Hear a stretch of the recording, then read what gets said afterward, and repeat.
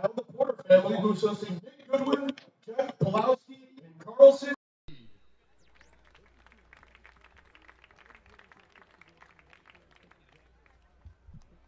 Next is the Richardson family, who's hosting Will Hamiter and Sean Sullivan.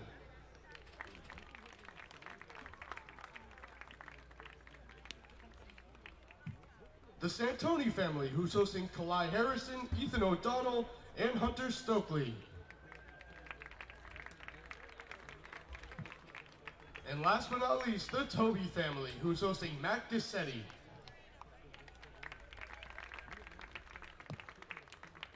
Once again, thank you very much to our 20...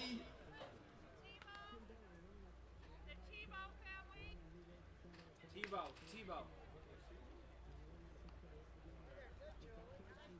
Family. Hosting? I don't have it on the sheet. Hosting Tebow. Say it. And the Tebow family hosting Coach Tebow. And the Young family. What? Young family hosting. We would also like to thank the Young family. Hosting a coach.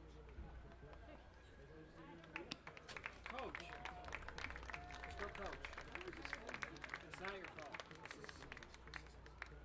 Once again, thank you to our 2022 host families. How about a big round of applause? Again, they are excellent this season. We really appreciate you guys. Thank you so much.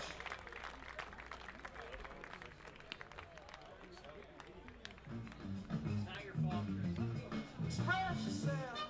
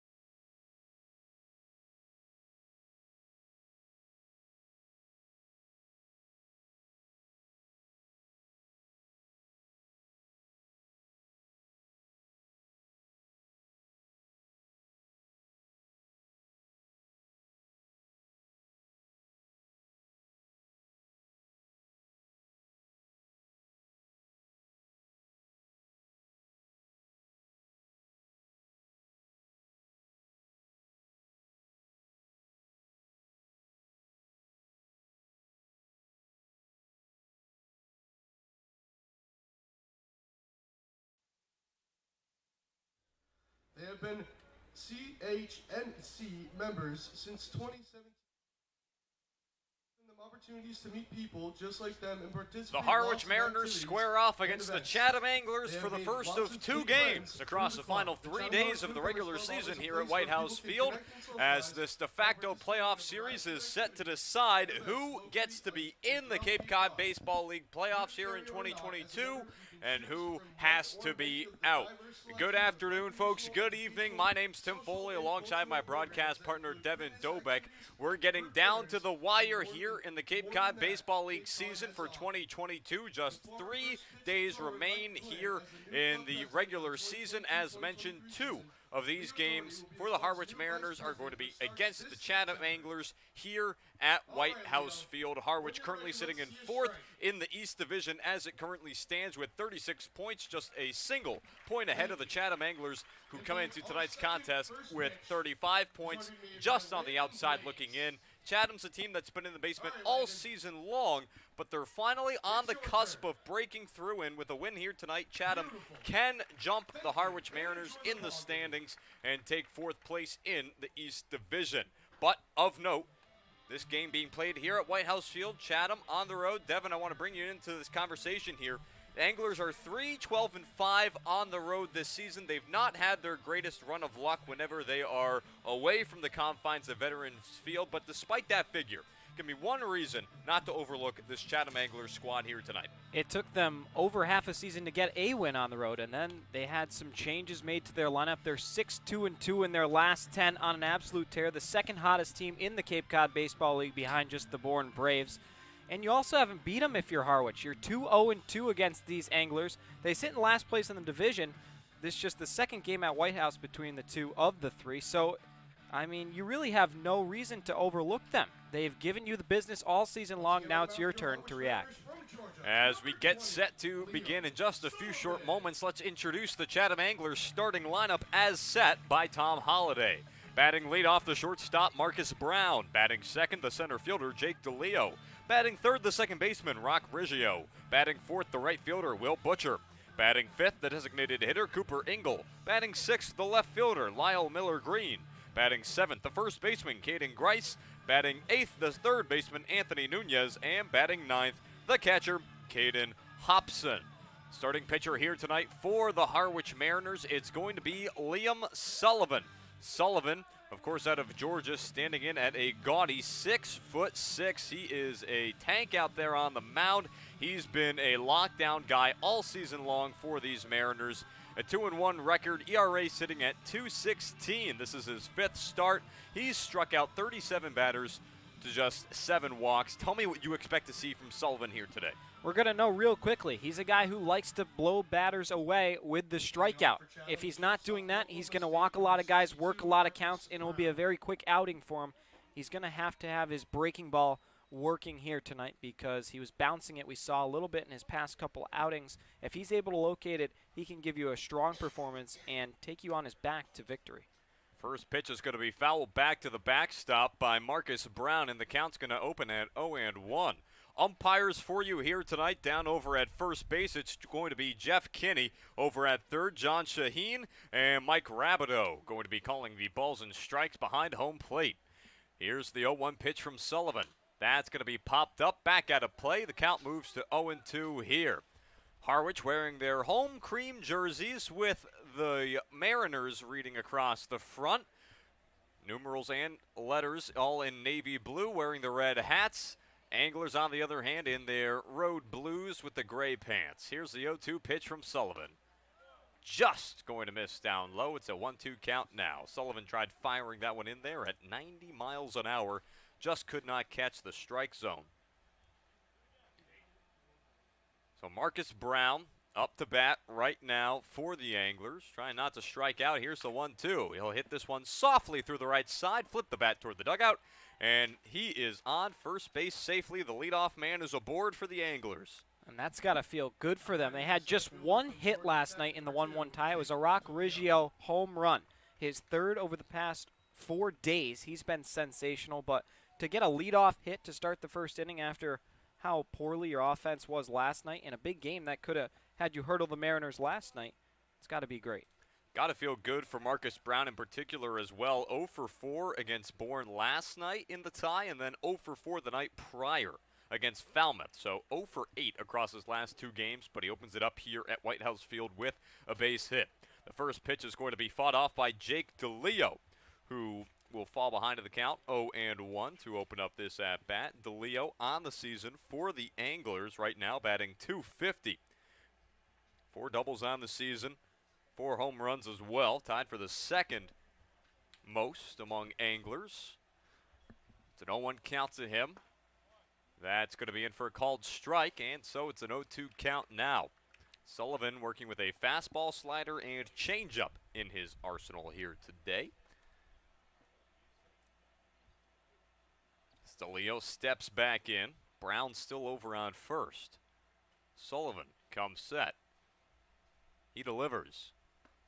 Just going to miss outside, a 1-2 count now.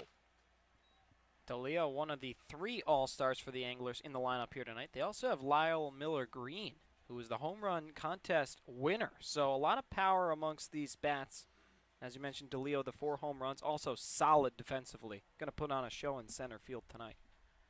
1-2 is going to pop out of the glove of Arndt. Going down to second base now is Marcus Brown. A 1-2 pitch that got away. Missed up high at 90 miles an hour. Arndt did all he could to keep it within his control, but it ends up being a free 90 for Brown. So, Anglers now with a man in scoring position, trying to jump out ahead of Harwich here. As DeLeo steps back in. Sullivan comes set. Looks back at second. The 2-2. Hit on the ground, left side. That'll be picked up by Harrison. Throw to third is not going to be in time. Tried to get the lead runner in Marcus Brown, but instead they get no one. Aggressive defense from Harwich, but it costs them. Runners on the corners with nobody gone. It looked like he could have had him if he committed. I think he was indecisive, thought maybe he'd go to first base. All his weight was implying that he was going to get just the sure out, but when he got the ball, the runner in Brown was just a few steps past him. He could have made a quick play, and it would have been easy for Wilkin, but now you're in a real jam, first and third, and nobody gone down here. As this now brings up Rock Riggio, second baseman for the Anglers. As the first pitch into him is in for a called strike. Count opens at 0-1. Riggio on the season, batting just .207 out of Oklahoma State. 19 RBI, tied for the team lead. So this is a guy who finds himself in situational opportunities to be able to deliver for his team as he tries to lay down a bunt. That'll pop back over his bat foul. It's an 0-2 count now. We've already seen 2 minor errors from the Harwich Mariners. You see Brian Arndt have that ball pop out of his glove back on the second batter, Jake DeLeo. That allowed the runner to advance to second. And then we see kind of Kalai Harrison hesitate, and just like that, the bases could be cleared off in theory, but you got runners on the corners, nobody gone. 0-2 misses outside in the dirt at 76 miles an hour, so the count is now 1-2. Yeah, Harwich certainly not helping themselves out early on here. Harwich, no errors officially committed yet here tonight. This is a Harwich defense that's tied for 5th in the league at 972. 39 errors. Just going to be in there on the outside corner. Called strike 3. First strikeout of the game, first out of the game at that. Down goes Rock Riggio, and Liam Sullivan has his first K of the night. That's got to feel good for him to get going, especially in this jam early. Now you can get a double play ball. A guy coming to the plate hitting just 167. Granted, just got here, but still fresh. Maybe you can get him to make a mistake and get your team out of it with no harm done. Very quickly, let's set the Harwich Mariners starting defense for you. Jonathan Santucci's in left, Ethan O'Donnell in center, Will Hammiter is out in right, Wilkins at third, Harrison's at shortstop, Goodwin's at second, Stokely is at first, and behind home plate it's going to be Brian Arndt who receives that pitch just down low. It's a 1-0 count now. At 82 miles an hour that pitch came in at, so Butcher ahead in the count. Chance for a double play if you're Harwich, but you need Sullivan to be able to induce a ground ball here. Here's the 1-0. That's going to catch the inside part of the plate. 89 miles an hour, 1-1.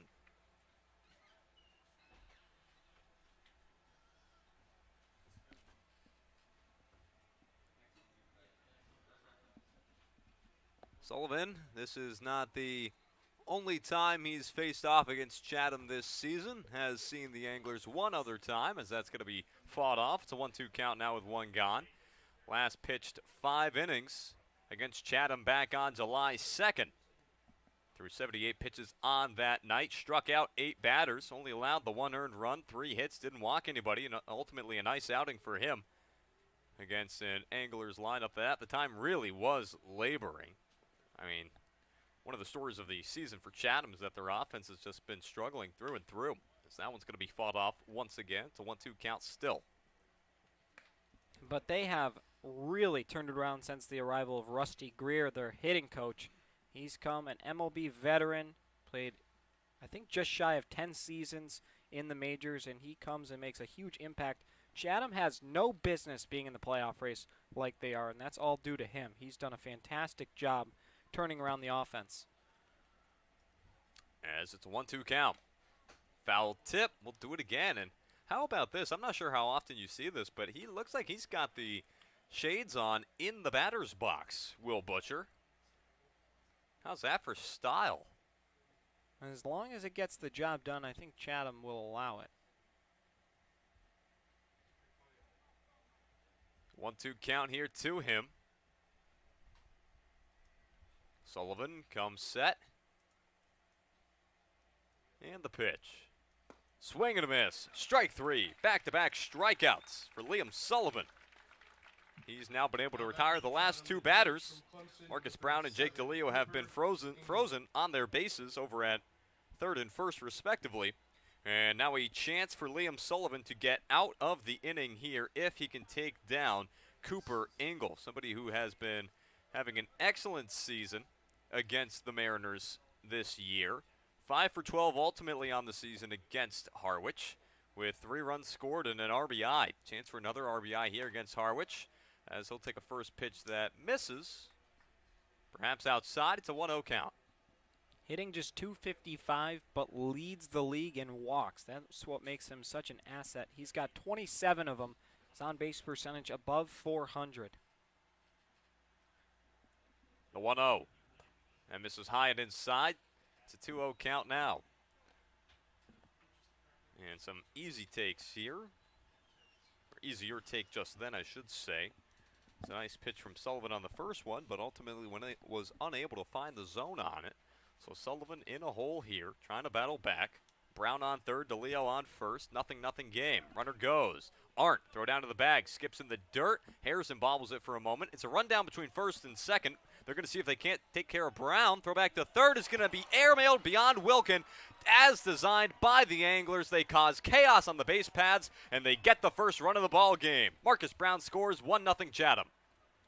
I'm not really sure what the decision Kalai Harrison was making was. We've seen a lot more of this rundown offense, small ball style, and guys get caught up. I'm shocked that Chatham elected to do it with 2 outs, but it pays off. But it looked like they had the guy over heading back to first in Jake DeLeo by a mile, and the guy on third in Marcus Brown was not too far from the bag, so I think Harrison just forced it, got a little too anxious, and the mistake really hurts, as now the Anglers on the scoreboard. So Chatham is out ahead. They've scored here to open up the ball game, as it's even still now a 3-0 count to Cooper Ingle. That's going to find the zone, called strike, and so it's a 3-1 count now. It's not a play that you practice often defensively about how to handle that situation. Do you try to look back the runner at third while you're trying to tag the man between first and second? It's something that now cost Harwich here in a huge game, largest game of the season, as the 3-1's cut on and missed by Ingle. I mean, yeah, it's something that Harrison, he's made 2 mistakes. That's the one that will be on record, but your team, this is a postseason game, whether you want to think of it like that or not. And so to have an unearned run on the board to start you in the first, not where you want to be. 3-2's popped up out of play. 91 miles an hour, fought off. Yeah, making decisions like that, having plays like that break down the way they do, those are the kinds of things that you look back at if this game does not go in your favor. And you think about just how consequential it was to be able to give up a run early in this one like that. 3-2 count. Sullivan trying to strike out the side. That's going to miss outside. Ball 4. So it's the first walk of the ball game. Liam Sullivan now has runners on first and second. There's already a man scored. He has struck out 2, but he just missed strikeout number 3, and the inning continues for the home run hitting contest champion in Lyle Miller Green. As this now forces a conversation, Steve Rosen comes out onto the mound to talk with Art and Sullivan. It's just been a funky inning, and this is not how you can start. I mean, you said it perfectly. The most important game of the season to date against a team you haven't beat, but they've been nipping at your heels for a week or two now, and it's all of a sudden gotten real. You're on a 3-game skid after being on a 4-game winning streak. You got to find a way to string things together, and if you're already making mistakes early on in the ball game, you're setting yourself up for failure. So going to have to turn it around. Hopefully the bats will wake up. Had nothing doing last night through 8 complete innings, then scored 5 in the 9th, and 4 of those, I think 5 they officially ruled it, were unearned. As the first pitch into Lyle Miller Green is going to be in for a strike.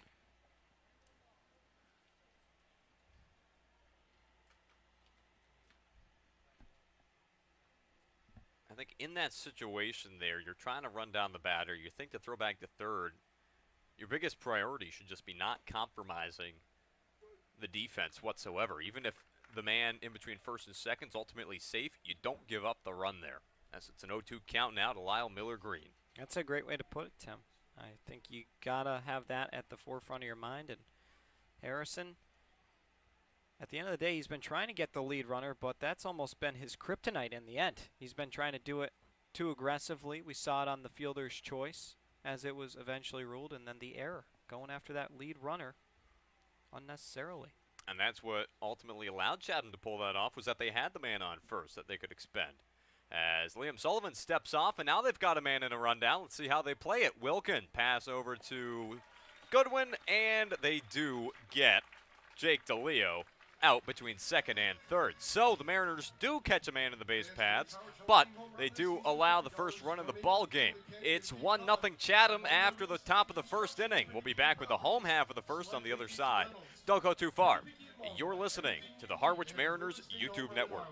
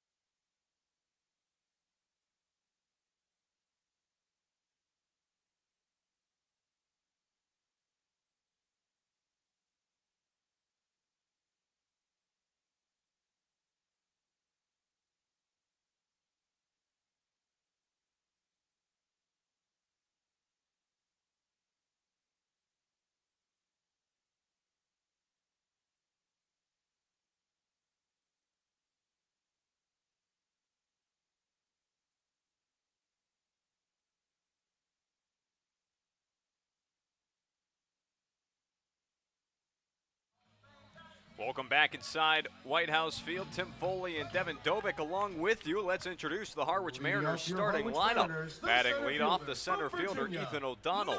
Batting second, the second baseman, Nick Goodwin. Batting third, the third baseman, Brock Wilkin. Hitting cleanup, the first baseman, Hunter Stokely. Batting fifth, the designated hitter, Joe Vitrano. Batting sixth, the right fielder, Will Hamiter. Batting seventh, the catcher, Brian Arndt. Batting eighth, the left fielder, Jonathan Santucci. And batting ninth, the shortstop, out of NC State, Kalai Harrison. It's a 1-0 count to open it up here, 93 miles an hour. Out of the right hand of LeBaron Johnson, who's the starting arm on the mound here today for the Anglers. His 1-0 comes in, and that's going to miss outside. It's a 2-0 count now here to the batter in O'Donnell. See how the Mariners can answer. Chatham offense was able to somewhat wake up after their performance last night. Harwich needs to do the same. Can't spare any outs at this point in the season. 2-0 pitch is fouled off. It's a 2-1 count now. No, certainly not. Every single at-bat, every single inning is going to be so valuable. As Johnson delivers, this one's hit on the ground right side. Fielded by Riggio. Throw on to first in time, one gone. Let's take a moment and introduce the Chatham Anglers starting defense. The outfield from left to right reads as such. Lyle Miller-Green's in left, Jake DeLeo's in center, Will Butcher's in right. Infield from left to right, Anthony Nunez at third, Marcus Brown at shortstop, Rock Riggio's at second, Caden Grice is at first, and Caden Hobson is going to be behind home plate here tonight. He's the second half of the battery. Nick Goodwin stands in now for the Mariners. Coming off of a night last night in which he went 1 for 4, had a single in the 8th inning before being pinch ran for Cole Harding. Falls behind the count 0-1 to open it up. And talk about Cole Harding for just a moment. He came into the game for Goodwin, had one at bat in the 9th, worked a full count, and then hit a 3-run home run to left field, a blast. As Goodwin barrels this one out to left field, just beyond the reach of Lyle Miller-Green. Takes a hop, goes off the top of the fence. He has some trouble fielding it, and it's finally going to be pulled down by Miller-Green. But Nick Goodwin is into second base with a 1-out double as he's able to pull up and get the tying run all the way down to second base. Number 10 for him. He's the first Mariner in double digits for extra base hits. Or for doubles, rather, but got to feel good for him. Get the bats going early. LeBaron Johnson has given up a pair of home runs against these Mariners, so he's been knocked around. You know you can do it. Now just got to execute. Now 4 straight games with a hit for Nick Goodwin. 5 straight games of getting on base at that. First pitch into Brock Wilkins going to be in for a called strike. It's 0-1. But yes, talking about LeBaron Johnson some more as that one came in at 94 mile an hour. He's got some velocity on that pitch. His last outing, just a single inning pitched at Katuitt. That was over a week ago. Gave up 2 hits, didn't give up a run, struck a man out. Has pitched against Harwich, as you mentioned. Actually picked up the win back on July 17th. Inning and 2/3 pitched, gave up 2 hits, 2 runs, struck out 4, and yes, the home run to Stokely. Yeah, both those hits that he allowed were home runs, the only 2. One to Tommy Seidel, a solo shot, and one to Stokely, a 3-run blast. It's a 2-1 count now as that one finds its way in. So perhaps the ideal pitcher you want to see here if you're Harwich, facing off against a guy whose number you have had despite him picking up a win against you on the season. It's a 2-1 count now. Johnson stares at second. Here's the pitch. Wilkin hammers this one out to center field. That's going back toward the fence. That hits off the wall. Nick Goodwin's going around third base. Brock Wilkin's going to pull up at second. It's an RBI double for Brock Wilkin, who ties this game by hammering the fence out in center field. 1-1, bottom of the first. He cracked that one, didn't he? We thought off the bat, along with half the stadium, that it was going to leave the yard. I think we've only seen one homer to center field all season here at White House. And Brock just missed it by about a bowl of mini wheats. But you'll take it. You got a guy in scoring position now, 1 out, and more power coming up in Stokely. Yeah, you'll take it. Find ways to just set up the rest of your lineup. Keep the momentum going. Allow something to happen here, perhaps, if Hunter Stokely were to find a way to get a piece of one, as we mentioned, as he already has this season against LeBaron Johnson Jr. Here's the first offering to Stokely. 86 outside and in the dirt. It's a 1-0 count. Hunter Stokely on the season for the Mariners as it stands. Right now batting .212, 14 of 66. Does have 16 RBI. That's good for 4th on the team. Here's the 1-0. That's going to miss down low. Count now is 2-0.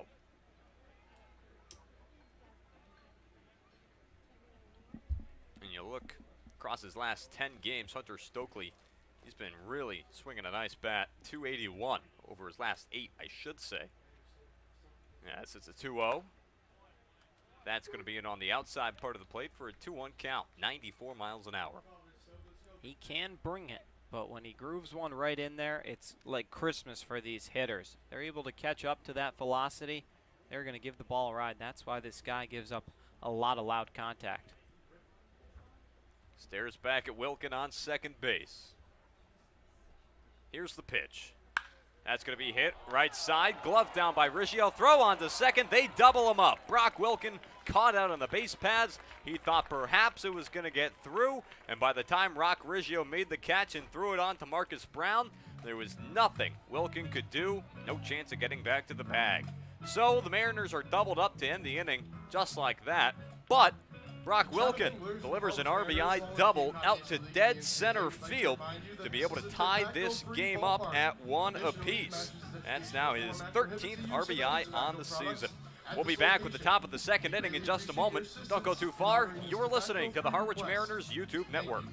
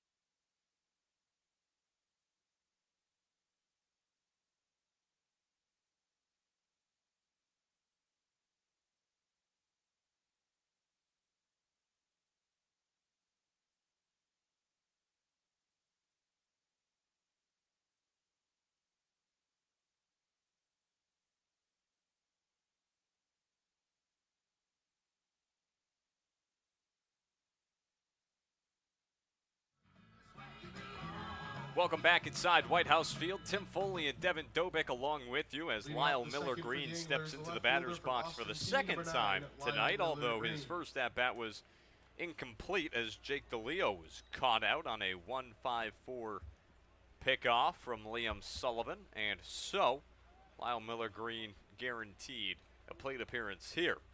We'll also see Caden Grice and Anthony Nunez in this half inning as Lyle Miller Green pops that one up and out of the way. It's in a 0-1 count to open it up.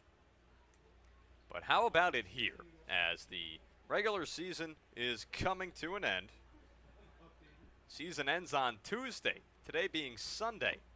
0-1 pitch misses down low. It's a 1-1 count now.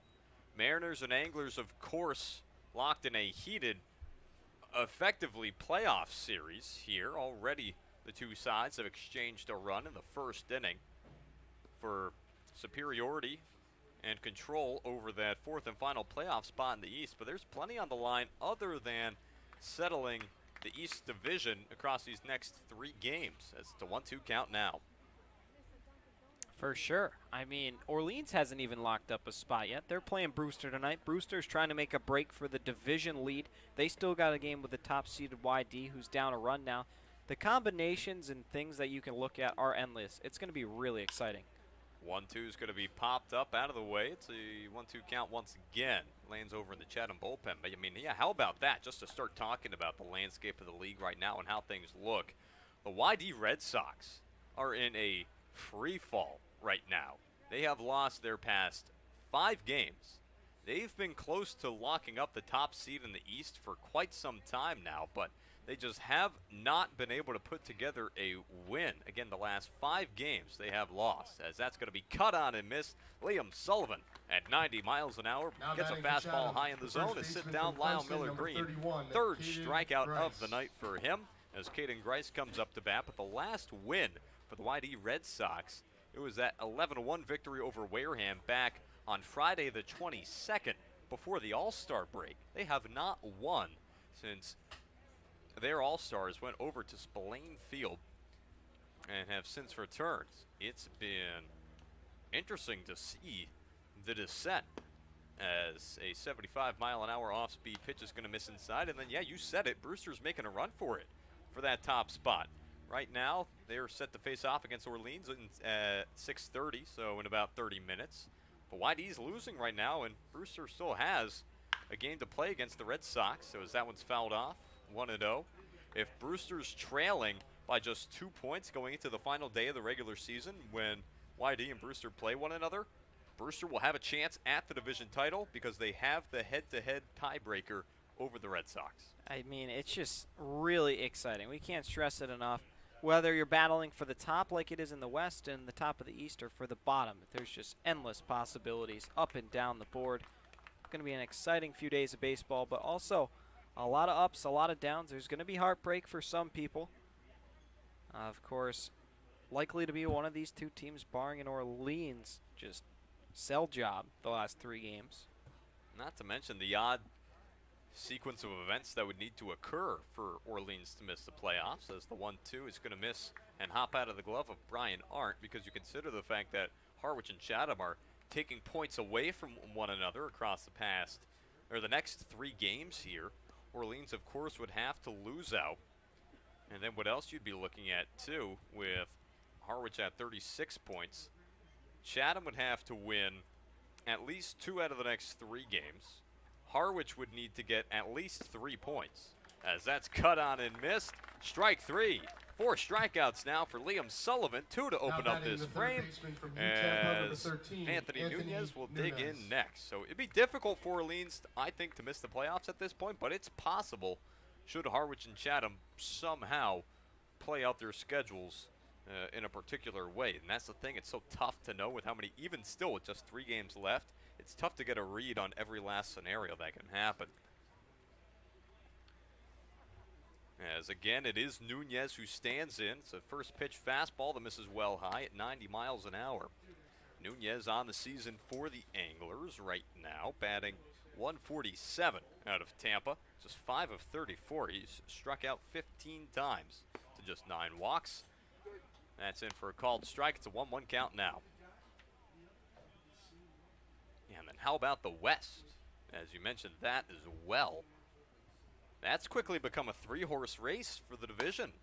1-1 is cut on and missed. It's a 1-2 count now on a 90-mile-an-hour fastball. That was a race that looked like perhaps for the longest time. Of course, Katuitt got out to a blistering start.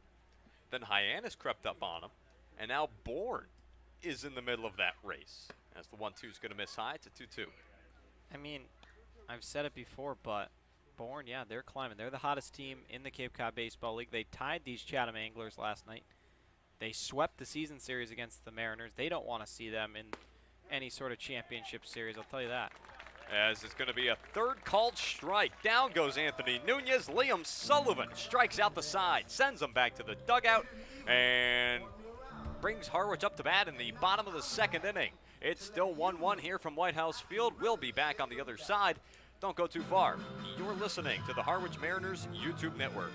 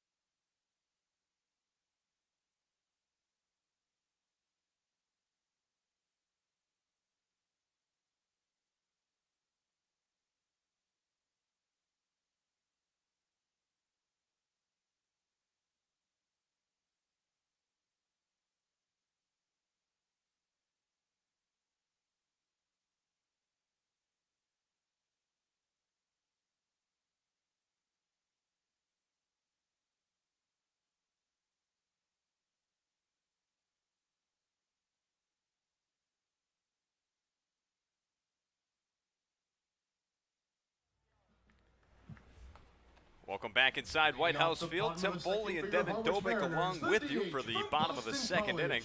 A very clean top of the second from Liam Sullivan as he struck out the side. He's now up to 5 strikeouts on the night. Liam Sullivan, season high for him in a game is 10 strikeouts. One of 3 Mariners to hit that mark. But for now, it's the Mariner bats that are up. And it's Joe Vitrano to lead it off here for the Mariners.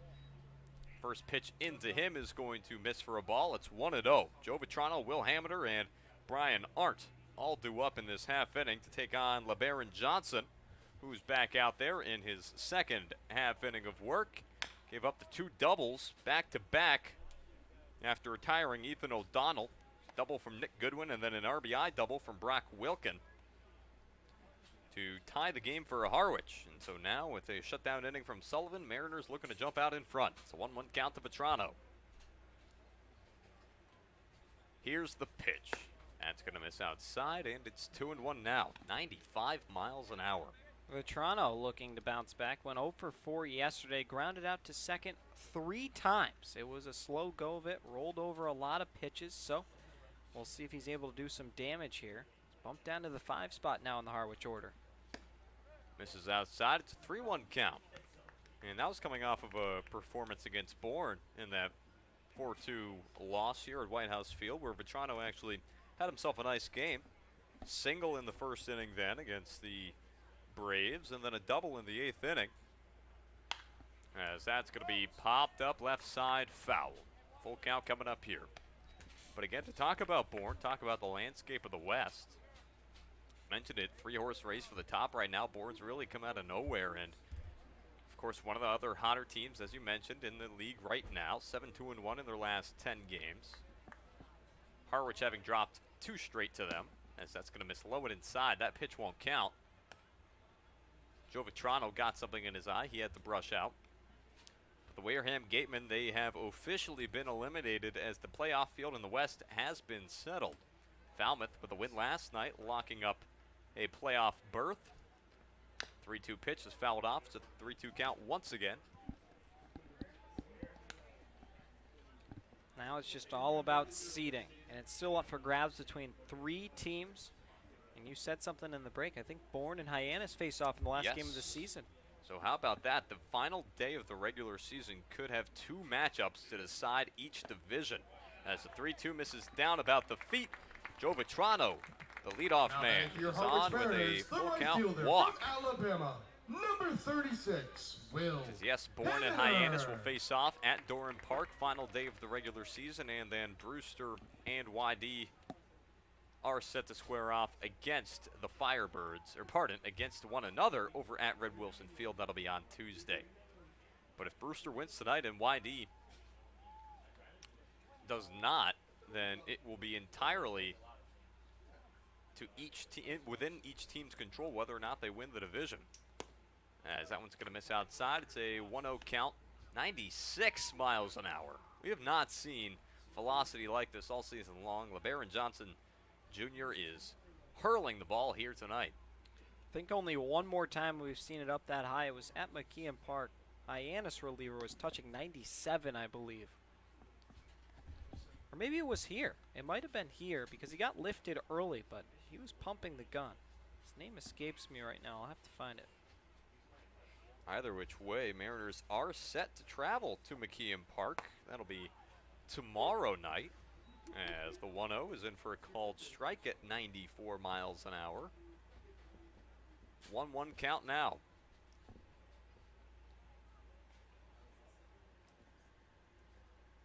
Will Hamiter,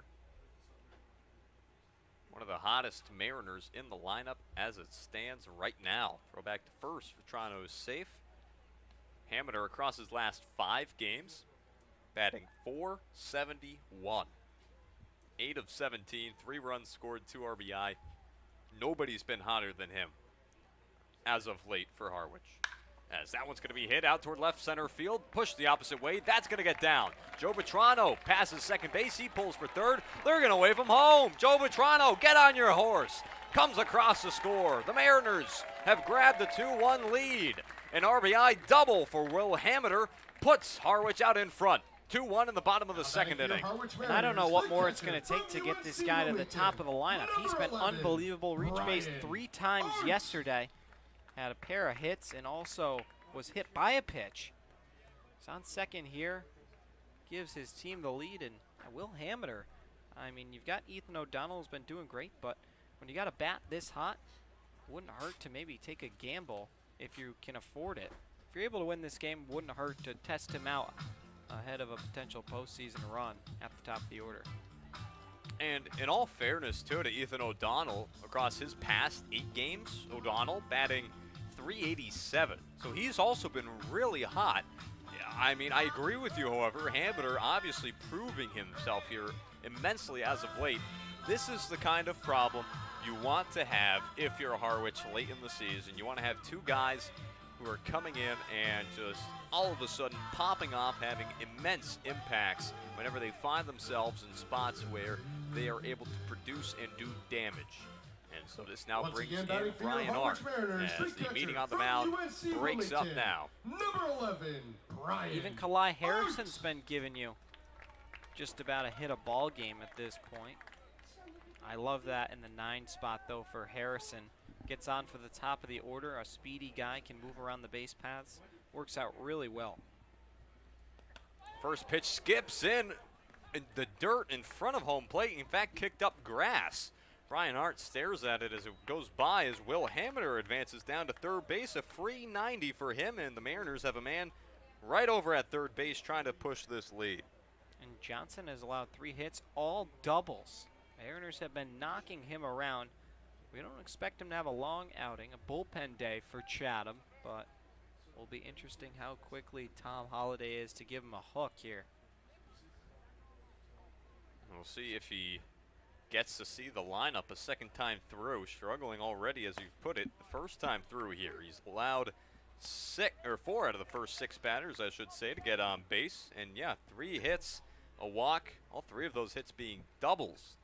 The most extra base hits allowed by an opponent in the game this season is 3. That was last given up by Liggett of Brewster back on July 25th in the 10-4 victory for the Mariners. This is now the 6th time an opposing pitcher has allowed 3 extra base hits in a ball game. 2-1, in for a called strike, 2-2. Liggett getting the start for Brewster tonight against Orleans. Hopefully for them, has a better outing than he did against Harwich, because they really need that one. And if you're Harwich, you'd love an Orleans loss because it just kind of helps your odds either way. Yeah, I think at this point, as the 2-2 comes in, misses outside. Did he check his swing? Yes, he did. I think at this point, all's forgiven with Brewster, with how combative those 2 teams always are, if it means that they're able to help knock Orleans down a peg. 3-2 count, nobody gone, man on third, it's Will Hamiter. Here's the pitch. Brian Art pops this one out toward right field, up in the air, chasing after it Grice and Butcher, and it's Grice who's got it. Tagging at third is Hamiter, throw to the plate's not in time. Will Hamiter tags up at third, comes home to score. Brian Art drives him in on a sac fly. It's 3-1 Harwich in the bottom of the second. Brian Art's been doing his job, picks up another sac fly, had one a couple nights ago. He's getting runners in, doesn't get on base with the bat too much, but works walks, gets hit by pitches, does what he needs to do. A real team guy, and he cashes in there, extending the Mariner lead to now 2. How about it for Harwich? Offense really clicking early on here. The 3 runs put up against LeBaron Johnson Jr. have them out in front 3-1 right now. First pitch strike, that's into Jonathan Santucci. These 3 runs unanswered after Chatham grabbed the 1-0 lead to open up the game at the top of the first. That's going to skip in the dirt, get away from Caden Hobson. It's a 1-1 count. And that last pitch in at 88.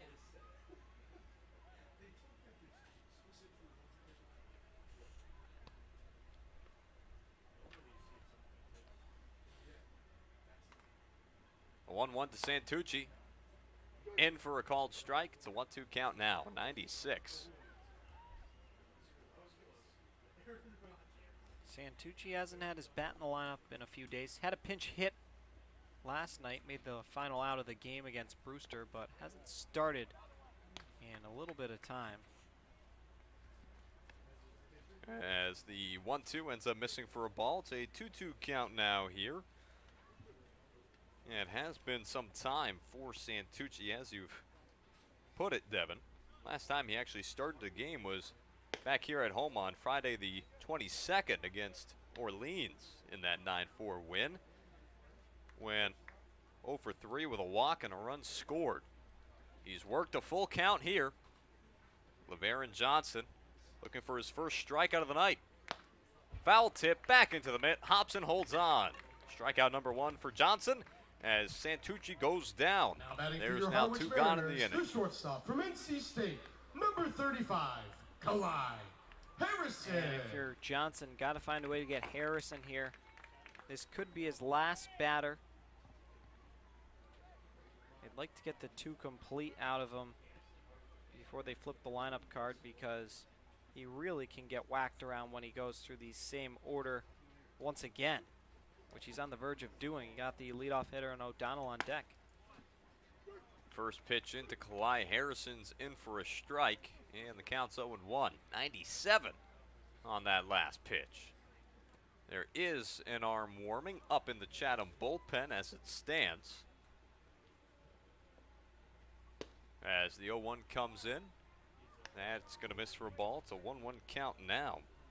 Believe it to be Roman Kimball, who is warming up along the fence out in right field. Kimball, the lefty, as that's going to miss outside. Did he swing? No, he did not. 2-1.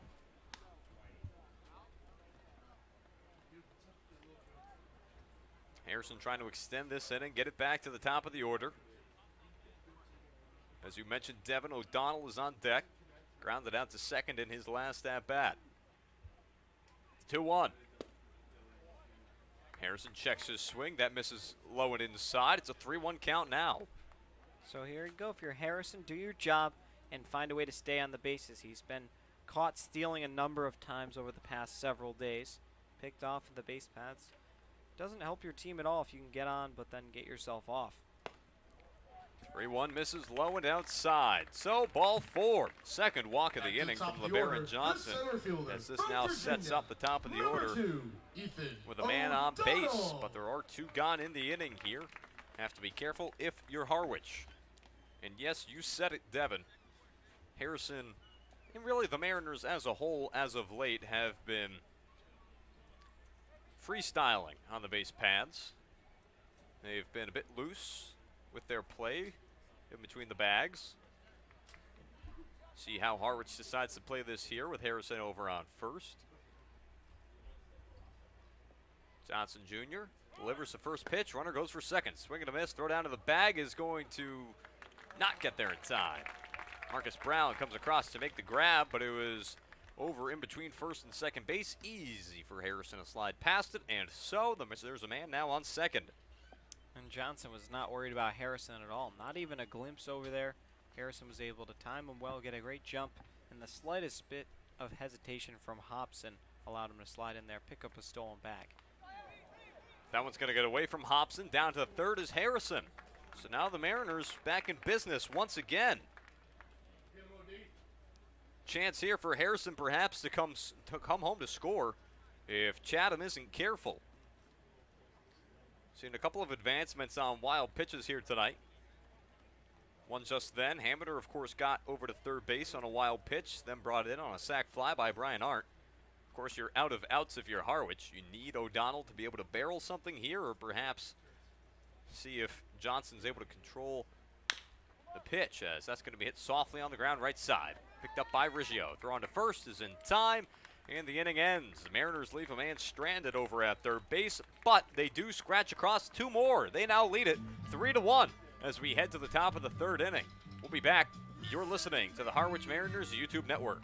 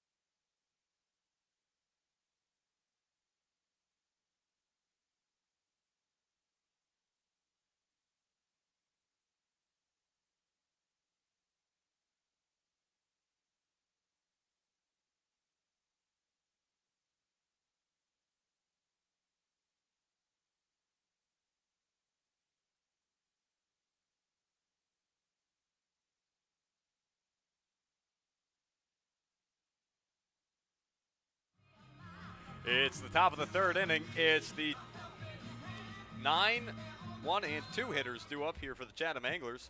Caden Hobson, the catcher, finally digs in for the first time here tonight. Caden Hobson. We will also see Marcus Brown and Jake DeLeo in this half inning. But how about it so far here for Harwich? 3 extra base hits on the night. Tied for the most they've gotten off of any single pitcher in a game all season long. As that's going to be hit out toward right field. On the run is Haminer. That's going back. That'll take a hop, hit the fence, and drop fair. Throw into second base is not going to be in time. It's a leadoff double on the first pitch of the ball game, or pardon, of the half inning for Caden Hobson, who's trying to get Chatham back to within striking distance.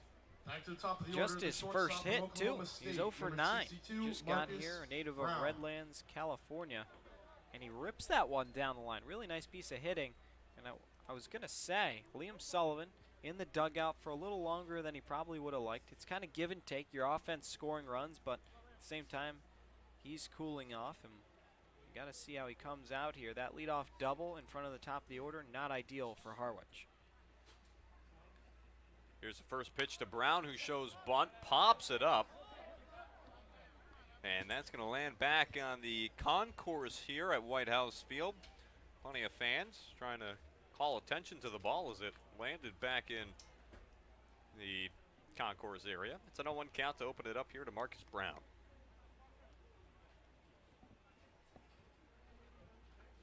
So Caden Hobson stands on second base. That's just the second hit of the ball game given up by Liam Sullivan, now here in his third half inning of work.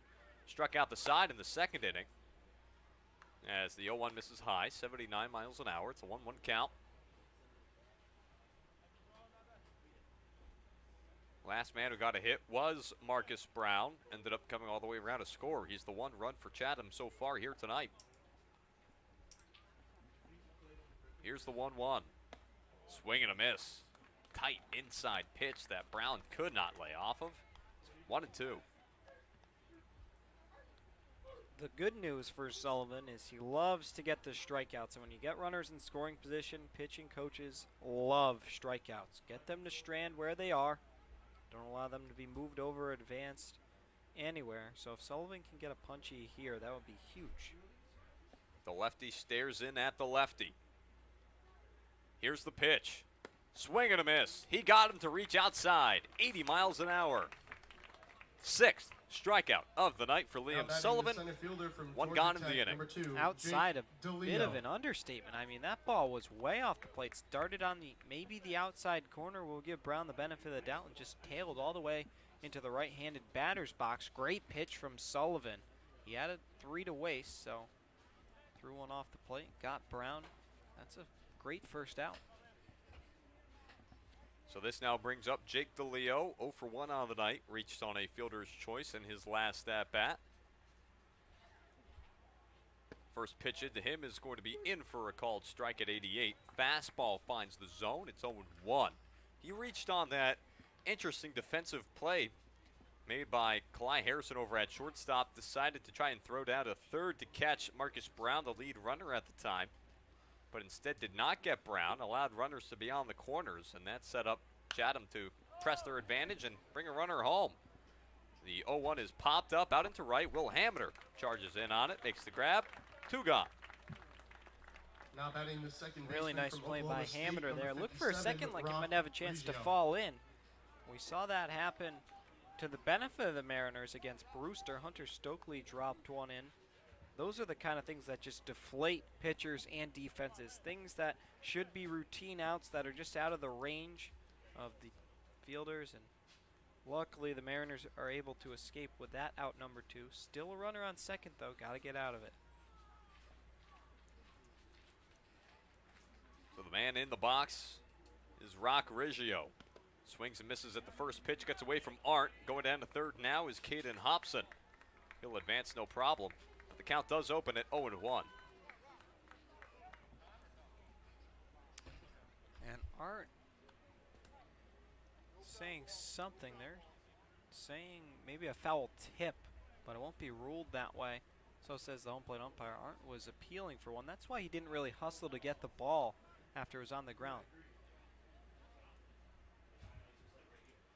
But What a weird sequence. Doesn't go in Harwich's favor, but it's still the same task. Get this man out, and then that runner on third means nothing. The 0-1. Swing and a miss. It's 0-2. Yet another lefty on lefty matchup here. Rock Riggio did strike out looking back in his last at-bat, back in the first inning. He was the first strikeout victim of the night for Liam Sullivan, and he now stands the chance to be the 7th. The 0-2, just outside, 1-2. Anglers, a team that loves to strike out. They've punched out 442 times this season. Wow. Compared to just 353 for Harwich. Over 10 strikeouts a game as a lineup. 1-2. This is high. 2-2. But, I mean, you got to think of it. They got Grice in there. He leads the league in strikeouts. Then there's Miller Green, who's either boom or bust. He's put one over the wall or swinging through it. He struck out today. A lot of boom or bust guys. Even Riggio, you could argue. He's gotten hot. 2-2 is swung on and missed. There he goes for the second time tonight. That's now 7 strikeouts for Liam Sullivan as we head to the bottom of the third. Liam Sullivan faces just 4 after allowing the leadoff double to Caden Hobson. He strikes out 2 and has one fly out to right. Another easy inning for him as we head to the bottom of the third. Mariners up 3-1. We'll be back on the other side. You're listening to the Harwich Mariners YouTube network.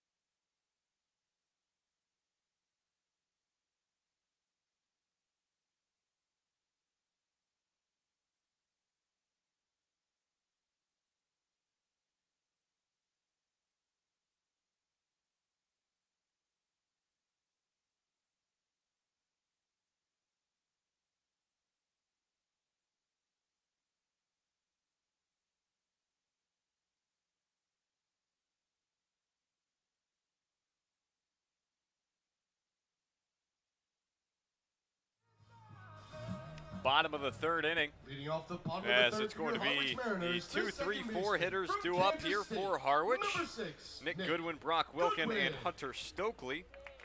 So far, a combined 2 for 3 on the night with 6 total bases. Double from Goodwin in his last at-bat ended up coming around to score, and a double from Brock Wilkin, an RBI double at that.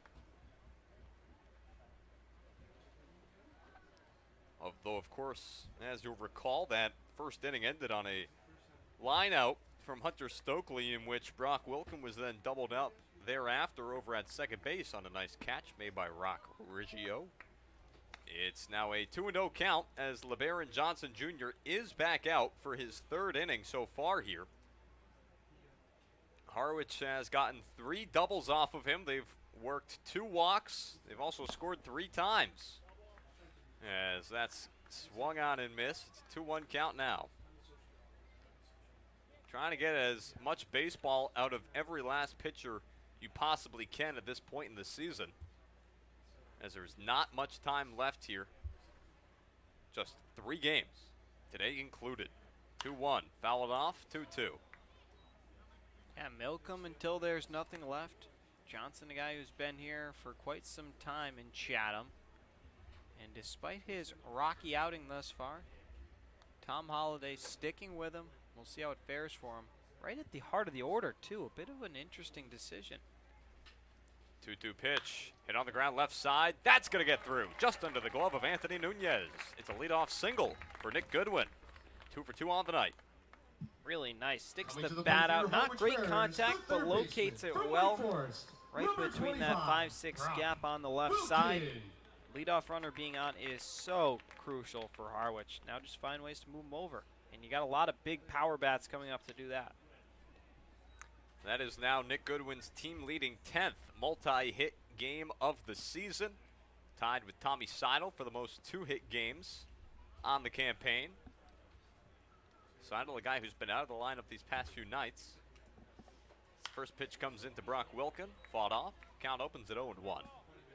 But I mean, how valuable has Nick Goodwin been in his reacquisition? Took 2 nights off. Missed the first game against Bourne in the home and home. Missed the game prior to that as well at Falmouth. That was his first game of the season that he had missed. That game at Gov Fuller Field back on Tuesday. Pickoff move back to first. He'll slide in safely. Count still 0-1 here to Brock Wilkin. And then again, as mentioned, missed the game at Doran Park the next night against his former squad. But got to look at them after the off day. Then on Friday, went 1 for 4 against them with the double and a run scored. Yeah, he really has not missed a beat. He stays at the top of those Harwich accolades, leads the team in average, and really nice to have back, especially with Tommy Seidel being MIA. Oh, one's popped up. Hobson has to fight through Rabideau, and that one's going to be dropped down to earth. It was popped up off the bat of Brock Wilkin. Caden Hobson perhaps had a chance at it, but Mike Rabideau stood in his way just long enough to obstruct him, and Hobson ends up being about a step or two short. Perhaps the difference could have been made there. Yeah, that really hurts if you're Hobson. That's one of the most frustrating things ever, an official being in the way of a play. You hate to see it, but tough break, and now you still got to pitch to Brock Wilkin. The 0-2 to Wilkin. Gonna miss outside. It's a 1-2 count now. And I'm not someone who thinks that umpires are swayed by anything, but you can expect maybe we'll see a strike call on a borderline pitch to kind of make up for that. You've seen make-up calls in games before, and I'm sure Rabideau understands what happened and how close that thing was that he affected. Throw back to first. Goodwin slides in safely. It's a 1-2 count to Wilkin. Doubled in his last at-bat. Pushed Nick Goodwin all the way around. Hunter Stokely stands on deck as the 1-2 misses high at 96 miles an hour. 2-2 count.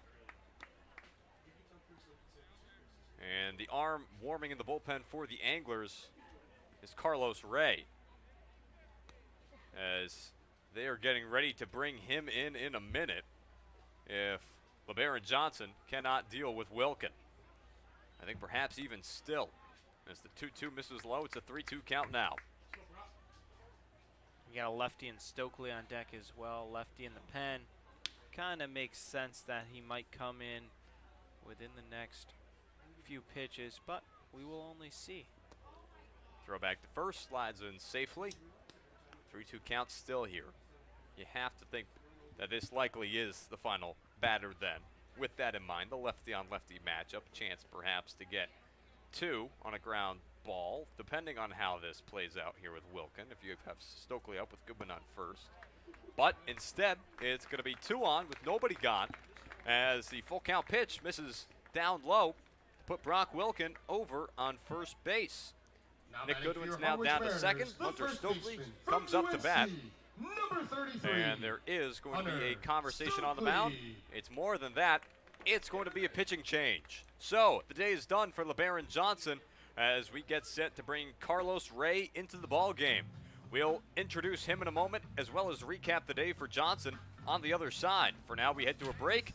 It's 3-1 Harwich with runners on first and second here in the bottom of the third. Nobody gone. We'll be back in a minute. You're listening to the Harwich Mariners YouTube network.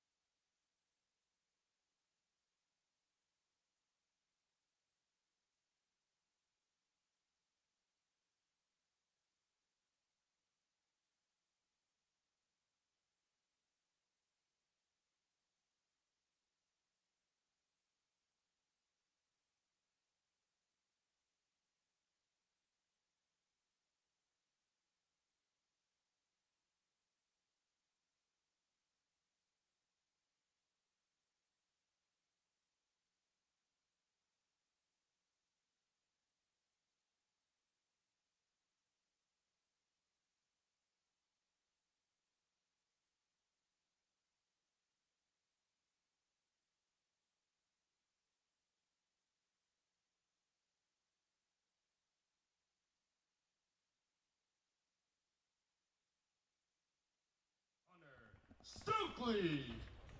Hunter Stokely is the first batter that Carlos Ray will face out of the bullpen. Again, the day is done for LeBaron Johnson Jr. His line looks like this as it stands to this point. 2 complete. He's allowed 4 hits, 3 runs, all of which have been earned. He's walked 3 batters and he's struck out 1. He is also responsible for Nick Goodwin and Brock Wilkin, who stand on second and first respectively. So again, it's Hunter Stokely up to bat. Stokely lined out to second in his last at bat as Carlos Ray stands in now. It's a 1-0 count to Stokely. Ray comes set. Here's a step off to perhaps keep Goodwin back at second base. Ray's stats on the season, an 0-2 record, ERA of 4.82. Crosses 18 2/3 pitched. He's allowed 10 runs, walked 15, and struck out 21. Hunter Stokely checks his swing. It's a 2-0 count to him now. You bring in Ray perhaps, hoping that the lefty-lefty matchup will favor you here, but Stokely so far, he's done a nice job in the at-bat, and he is also a tank in regards to being able to get on base for these Mariners. As time's called here by Stokely, he'll look to get square. Stokely on base percentage right now, .329. 9 walks on the season. He's always got a good eye for it. 2-0. In for a called strike at 90 miles an hour. It's a 2-1 count. Talk about a change of pace as well for the Anglers. Last night's game against Bourne, 2 hours and 3 minutes. Already just about an hour and 10 minutes into this one, and not even the end of the 3rd inning.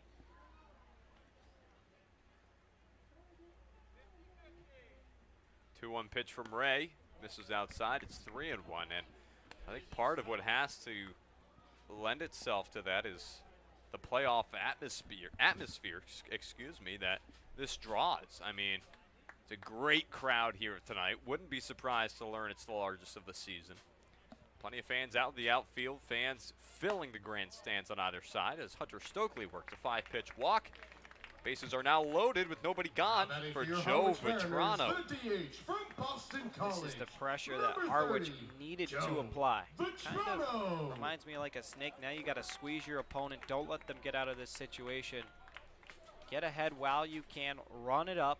No mercy. You have to be hunting here to really blow this game open, especially with the next 2 men up in Vetrano and Hammeter. Vetrano stands in. Got on with a walk in his last at-bat. Back in the second. He'll fly this one out towards center field. Square at Jake DeLeo. Tagging at third is Nick Goodwin. Throw in is just to hold Wilkin at second. It's another run for the Mariners. A sac fly out to center field from Joe Vetrano. 4-1 Harwich. Really nice there. Picked his location, got under a pitch, did his job. For your Harwich Mariners, keep it moving, right keep the scoreboard lighting up. Now 4 runs on 4 hits. Got to be awesome for Harwich. Great production.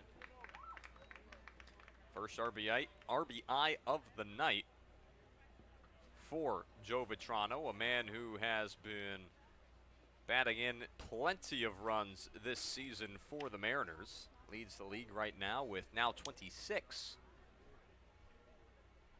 As Hammeter stands in, watches that one miss high. It's a 1-0 count to open it up here. So that will be a run charge to LeBaron Johnson, who now has 4 to his name. Is still responsible for Brock Wilkin as well. 1-0 count. Here's the pitch. That's going to miss. It's a 2-0 count. Not quite sure where. Breaking ball looked like it fell right in at the knees. I don't think the Chatham dugout too pleased, as Rabideau has to make some motions about what he saw behind the plate to explain it to them. But yeah, interesting miss there. 2-0 pitch, skips in the dirt, kicks up chalk from the righty batter's box. It's a 3-0 count now here to Hammeter.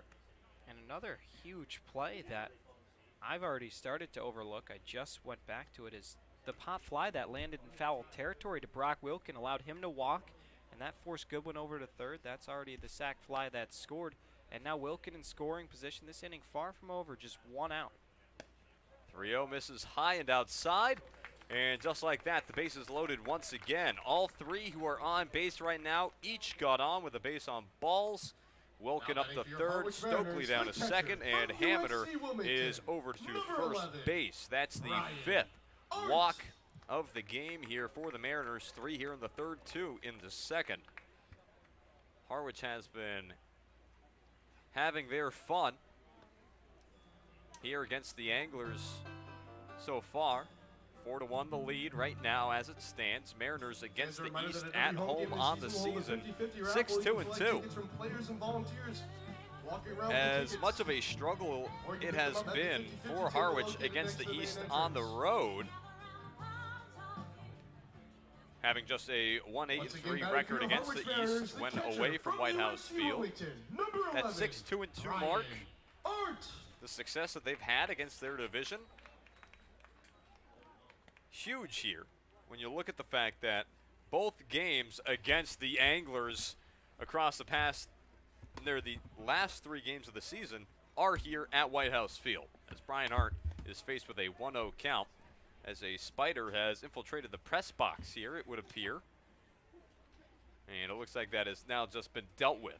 Good. It's being handled. Oh boy, the official all right. scorer just swatted it onto the ground. There's all chaos. This is not going well.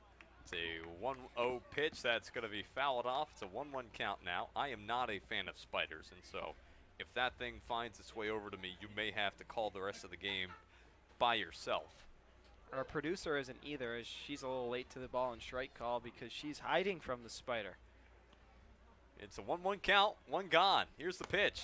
That misses inside. It's 2-1. The official scorer, Chris, he tried to stab it with his stylus on the end of his pen but missed, so then just brushed it off, kept it alive, and now it's on the floor seeking its next victim. You know, great. Now you got it mad.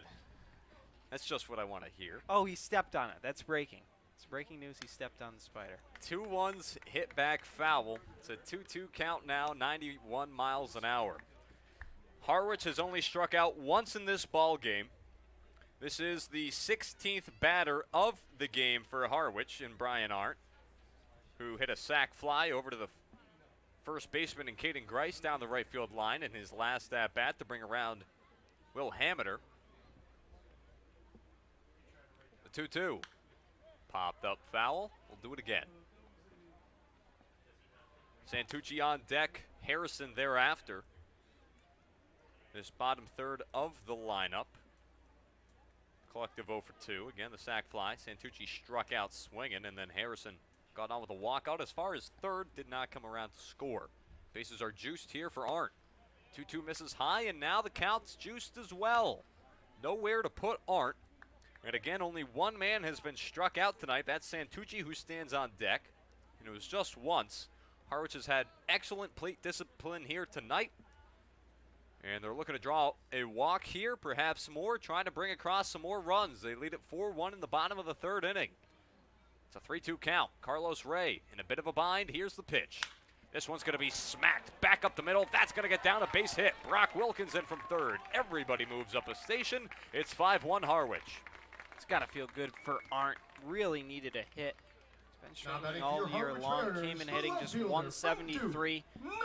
Guy who gets on base, but not with the wood too much. Dumps one into center field. A nice 3-2 off-speed pitch. And Harwich just keeps moving up stations now. Still only 1 out, and they're all loaded up. Arndt is the second hit of the inning. He's the 5th Mariner to get on, as that now officially closes the book on LeBaron Johnson. 2 complete, 4 hits, 5 earned runs. All 5 runs have been earned. 3 walks and a strikeout. So there's his night, as the first pitch is into Jonathan Santucci for a called strike. It's 0-1, 90 miles an hour.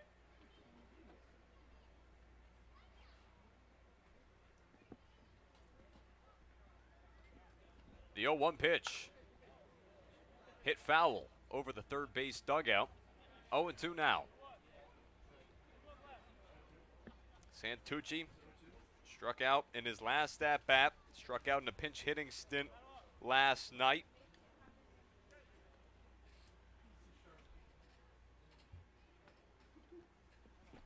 Trying to get aboard. The 0-2. Smacked, scorched even, down the third base line. Nearly taking off the head of third base coach Mark Tebow, as he had to duck out of the way. Fixes his helmet. Mariners bullpen given a run for their money as well in that instance. Ship's worth of Mariners jumping deck.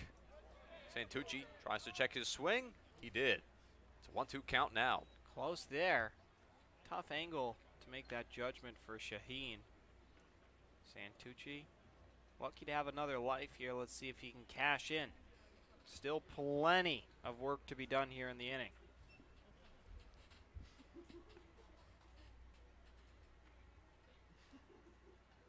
One, two. Called strike three. Rabideau rings him up. Just caught the outside corner. And so, Jonathan Santucci has now struck out twice on the night. He is the only Mariner to strike out. Harrison. That's a tough break for him. Still loaded up. You can't dwell on it. Harrison, your 9 hitter. We'll see if he can use the bat to do anything here.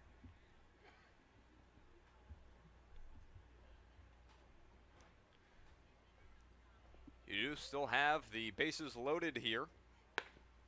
Stokely's on third, Hammiter's on second, Brian Art is on first. As the count opens up at 1-0. We've already seen 2 walks here from Carlos Ray, along with a single. 1-0 comes in and misses for a ball. Oh boy, it's a 2-0 count now. That zone has only gotten tighter.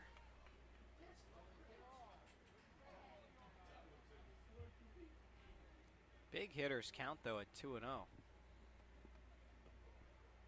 Ray comes set. The 2-0. That's going to be called a strike. It's a 2-1 count now. Harrison, as mentioned earlier in the half inning, got on with a walk in his last plate appearance. Got as far as third base, did steal a base. Stranded over at third. Hit on the ground right side. High chopper to Riggio, and that's going to hop over him completely. Coming around third to score is going to be Hammiter. 2 come across for the Mariners on a funky hop that just jumps Rock Riggio. Nothing he could do about it. It's 7-1 Mariners. And we saw that happen to Harrison at Bourne, so he gets a little revenge this time, picks up a couple RBI, but Riggio, I think, just misplayed it a little bit. You could argue he had a chance to charge it, catch it on the first bounce, or cut it off, at least make some sort of effort, but trying to play it safe, make the read, and then just the field takes advantage of him, shoots over his head, and now the lead is 6 for Harwich. They've put up 4 in the inning. This is just the game that you needed if you're Harwich. Still just the bottom of the third inning, but a 6-run lead as Ethan O'Donnell takes a first pitch in for a called strike. It's 0-1 at 89 miles an hour. 7-1 lead against the team that's nipping at your heels, is 1 point shy of kicking you out of the playoffs. 0-1 pitch is going to be flared out toward center field. That's going to get down. Brian Art's going to round third. Holding at second is Kalai Harrison. It's another run for the Harwich Mariners. 5 now in the bottom of the third inning here. 8-1 Harwich. Running it up. Now they've batted around. Goodwin started the inning with a single off LeBaron Johnson. He's going to get another shot here in the third inning still. I mean, just true success for the Mariners. You said it perfectly. This is exactly what the doctor ordered. Now, if you're Harwich, just continue to ride that offense. Put it together with good defensive innings. Liam Sullivan still got to come back out and throw. We'll see what they get from him.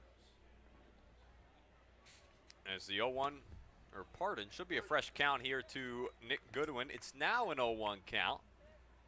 89 miles an hour. That went in for a called strike. As the Mariners have now batted around the lineup, Nick Goodwin, he led off the inning with a single. He was the first Mariner to come around to score in this frame. He's one of 2 Mariners to come across the score twice tonight. Will Haminer back in the 2nd inning as well as here in the 3rd has touched home. It's an 0-2 count. Ray looking to get out of the inning. The pitch. Runners go. This one's hammered out toward right center field. Settling underneath it, making the catch, Will Butcher. The inning ends. The Harwich Mariners have tacked on 5 runs here in the bottom of the 3rd inning, and they have blown this thing wide open. They lead by a touchdown. We'll be back at the top of the 4th inning in just a minute. Don't go too far. You're listening to the Harwich Mariners YouTube network.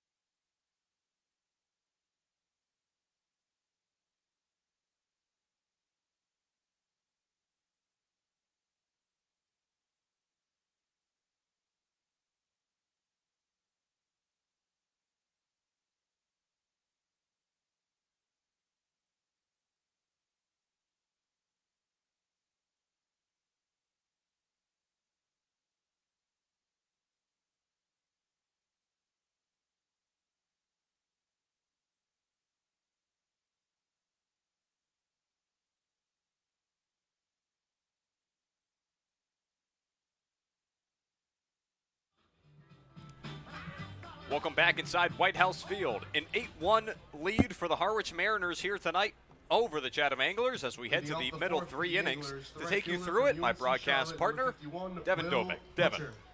Thank you, Tim. Beautiful night. 5:30 start here from White House, and we are into the 4th inning now as we close in on 7 o'clock.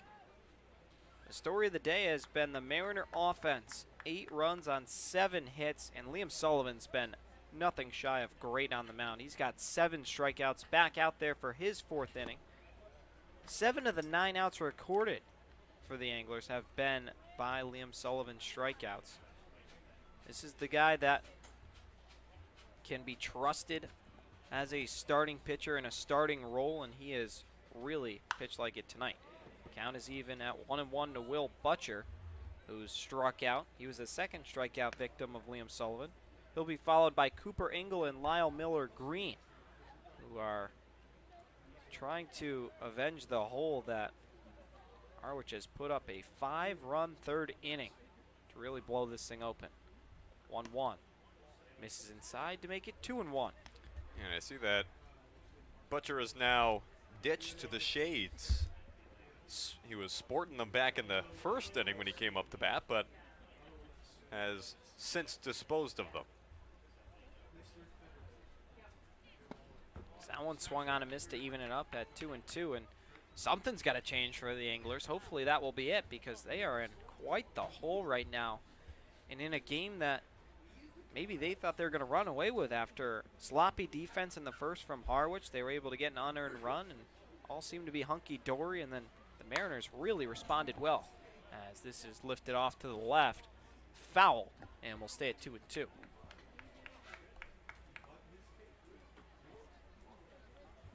And you just have to love that you're setting up Liam Sullivan like this. You give him copious amounts of run support. Not that he's a guy who generally needs it. Again, just a 2.16 ERA on the season. But we talk sometimes about how long innings can make things tough for a pitcher whenever they're waiting in the bullpen, or rather dugout, for so long in between innings. I think for a guy like Liam Sullivan, it's not going to phase him all that much. It's a full count here to Will Butcher, but even still, I think that Sullivan's enough of a competitor that he knows how to be able to settle back in after taking a long rest in the dugout. Payoff coming, and it's going to be lined into center field, and leaping grab by Nick Goodwin.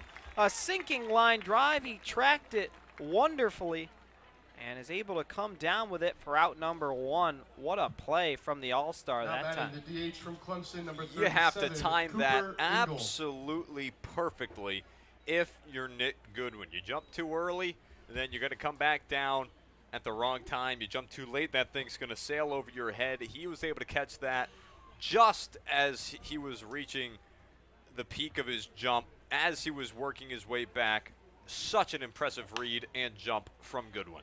As this one now is flipped into shallow left field, going out is Harrison. He's called off, and a basket catch by Santucci out there. Could have been trouble in the Bermuda Triangle, per se, out in the outfield, but Santucci comes away, and just like that, already 2 down in the inning. Yeah, you're grateful that that one was caught. Almost had a couple guys run into one another, and I don't think that's how you'd like to draw it up. Santucci coming away with it with the basket catch, but one way or another, it counts all the same, and Liam Sullivan getting some excellent defense here as his infielders and outfielders have been able to work well with him here in this inning. Lyle Miller Green's turn. He's struck out already here tonight. But yeah, the blows continue for Chatham. Nick Goodwin takes away a hit. You could argue that should have been a cheap hit. Chatham just not getting any of the breaks since the first inning. It's now a 2-0 count to Miller Green, who on the season's hitting just 150. Only 4 RBIs, 1 home run. Oklahoma State Cowboy. He's had 40 at-bats, but really has struggled as he lifts this one on cue out to deep left center field. Going back is Santucci. Gone! Into the woods, Lyle Miller Green trying to spark some life into the Chatham Anglers. That one was crushed, and now it's just 8-2. Well, that's going to happen when you leave one right where the home run hitting contest champion likes to hit it. Had 31 across his 4 minutes of action over at Spillane Field between the first round of the championship round. 16 in the first round, 15 in the second round, and just absolutely demolishes that one for Chatham. But, I mean, if you're Sullivan, you want to try to stay settled. It should not come as all too much of a surprise for you that Lyle Miller Green's able to put up a tank out to left field. Should still be able to deal with the rest of this Chatham lineup confidently if you're Liam Sullivan. A towering home run. That one off the bat just was fun to watch sail out of the yard. As it's an 0-2 count to Grice. Grice on the day has also struck out. On the season, he's up to 52 punch-outs across his 120 at-bats. Native of Greer, South Carolina. 0-2. Misses outside to make it 1-2. Grayson All-Star, another two-way guy. Him and Santucci, 2 of the premier two-way guys in the Cape Cod Baseball League, both All-Stars. But Grice with the bat and All-Star, and Santucci as a pitcher. As that's a breaking ball on the outside corner, and Rabideau rings him up. Grice has a few words for Rabideau, pointing at the plate. He's got to be careful here, as that's strikeout number 8 for Liam Sullivan. But Lyle Miller Green's solo shot makes it a 6-run margin. We head now to the home half of the 4th, 8-2 Harwich. You're listening to the Harwich Mariners YouTube network.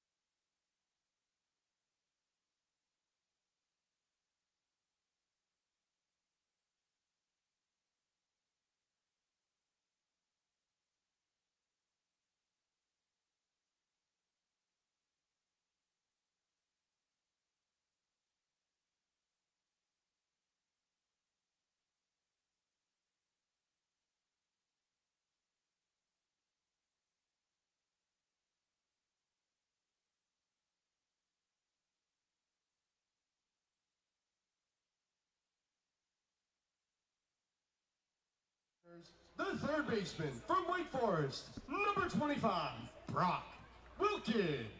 Heart of the order, 3-4-5, as Brock Wilkin will take already his third at-bat of the ball game. He's reached base twice, a double and a walk, come around to score once. We'll see what he can do here against Carlos Ray, who's back to the hill. He's already allowed 3 hits and 3 earned runs. Chatham's bullpen day has not gone according to plan. They have been knocked around. 7 hits and 8 runs between the two wings thus far.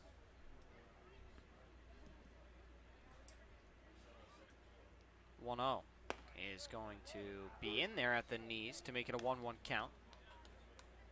It's really just been about as catastrophic a day to this point. Runs given up in each inning. It's only gotten worse in each subsequent frame here for Chatham. Another pitch misses outside. Make it 2-1. 90 miles an hour on that pitch. Mariners brought 10 men to the plate in what proved to be a 5-run third inning. This one just misses inside. Make it 3-1.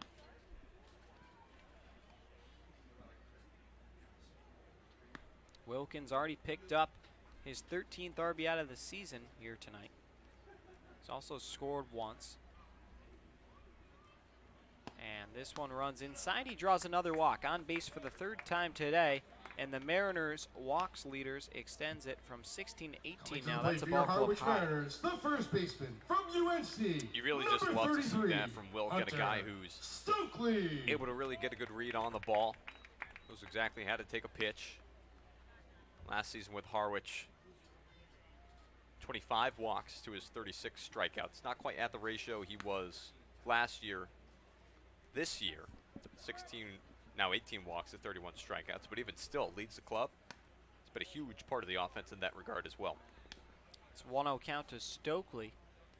As now, if you're putting yourself in Tom Holliday's shoes, Tim, how do you go about the rest of this game? You're down 6. You obviously want to play to win, but you don't want to waste any arms that you could potentially need over the last 2 days of the season in games that you'll have a clean slate, 0-0 going in, and maybe have a better chance of winning than this one here.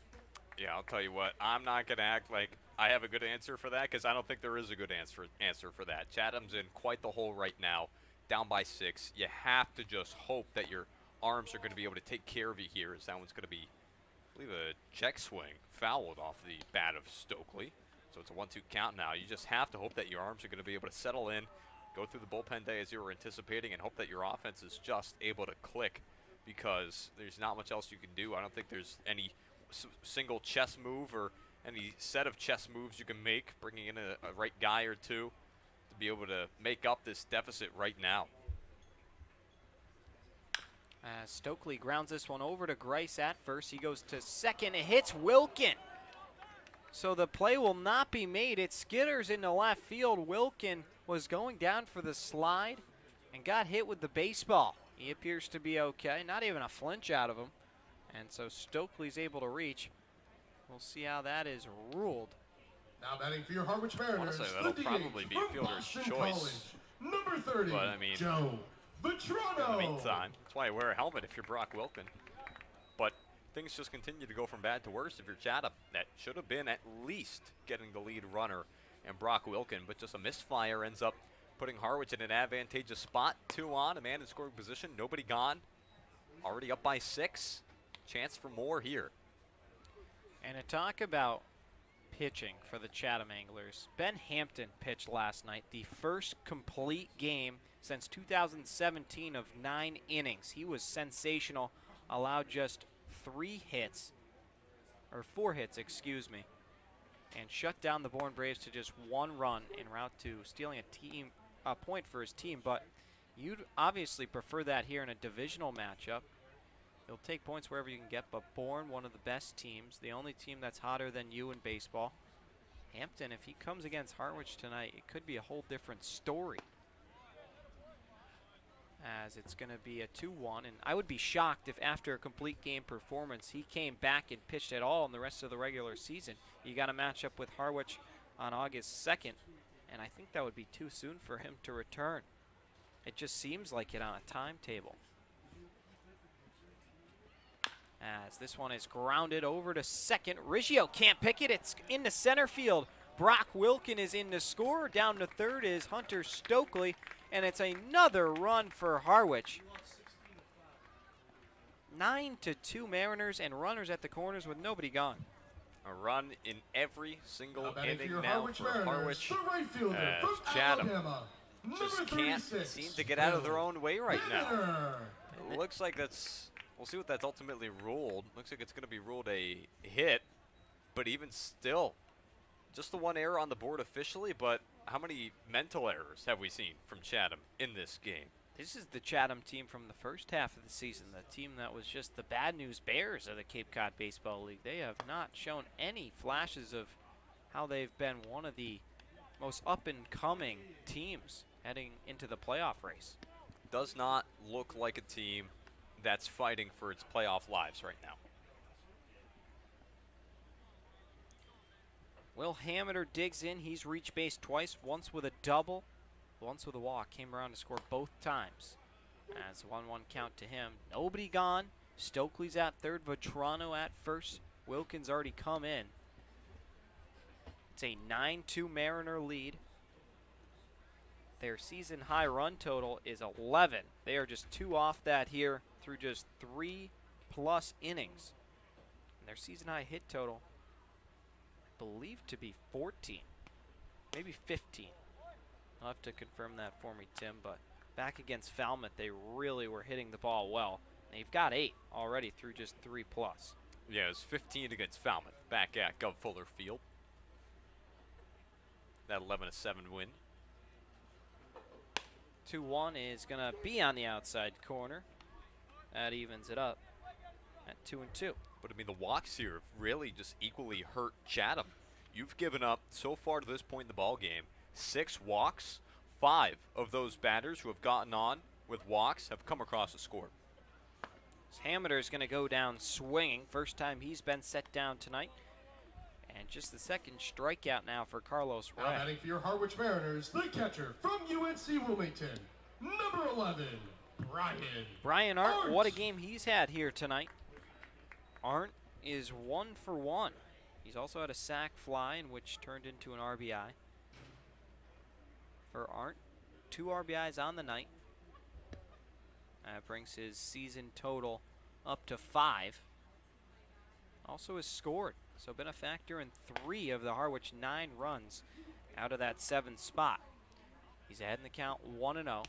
Still runners at the corners with 1 away.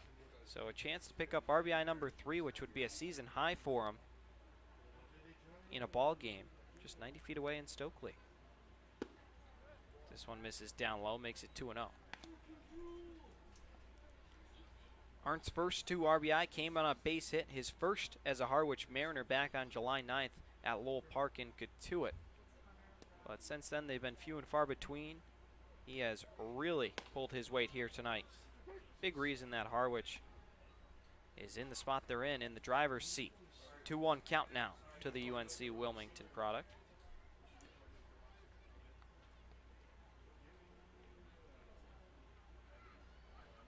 As Arndt's going to fly this one out to deep right field. Going back is Butcher, and he's got it in front of the warning track. Hunter Stokely almost hesitating, rubbing it in a little. He takes a nice trot home. Sacrifice fly number 2 for Brian Arndt. How about it? Your Harwich Mariners, the left fielder. He picks up his 3rd RBI of the day. 12, Mariners now in double digits with a 10-run game and counting. Yeah, just get a guy up the bat who understands the situation, who's going to be able to put together a meaningful at-bat, and that's what you've gotten from Brian Arndt. Yes, just 1 for 3 on the night, but with 3 RBI. I mean, or pardon, 1 for 1, excuse me.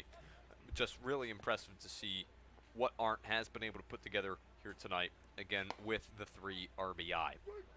I know the sacrifice fly leader is Hunter Stokely. He's got 3 or 4, and I think Arndt might be in the conversation now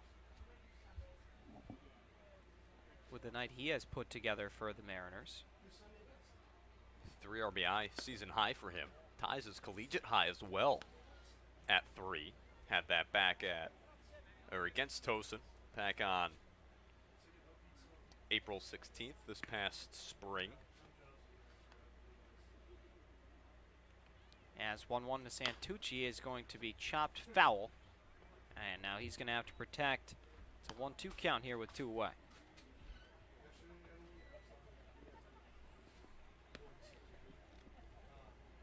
Brian Art came in with 1 sacrifice fly. He trailed Stokely, Seidel, and Goodwin, who each had 3. So he's now at the top of the leaderboard on the Mariners with 3. Nice little night for him.